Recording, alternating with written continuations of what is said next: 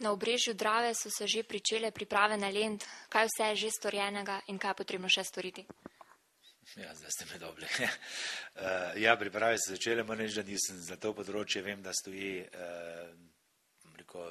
3/4 glavnega odra, postavlja se VIP šotor, press center, jazz Lent se pripravlja, ostala prizorišča mislim, da bo začeli drug teden, ker niso tako zahtevna.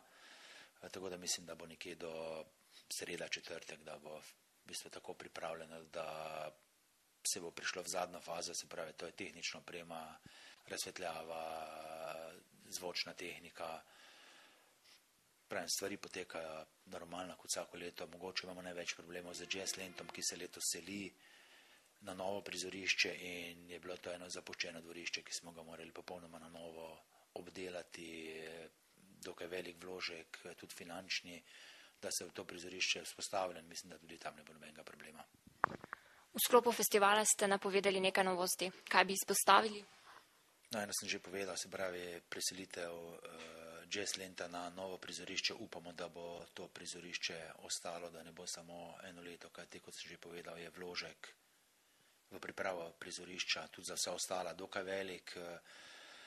Ostale novosti, mogoče ta, da se oder, ponovali smo ga oder Parka doživeti, to je bil, včasih so ga poznali kot otroški program na odru Rotovž, se seli v mestni park, tako da bo kompletne prireditve za otroke in mladostnike v parku, se pravi, ta oder bo postavljen malo više na stopnišču, na koncu promenade, tako da ne bo več potrebno sprehajanje iz parka na prizorišče nazaj in bo celodnevno prizorišče za otroke in mladostnike v parku.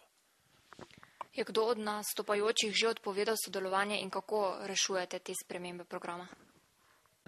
Se pravi, če pride do odpovedi, poskušamo najti v kratkem času, odpovedi so ponovadi v izredno kratkem času, neko nadomestila, tako da, kot sem že povedal, da nam izredno malo število prireditev odpade, da ne bi bilo prireditve, da pa pride do spremembe pa okrog 3 do 4% vseh prireditev, ki jih je pa na samem festivalu okoli 400.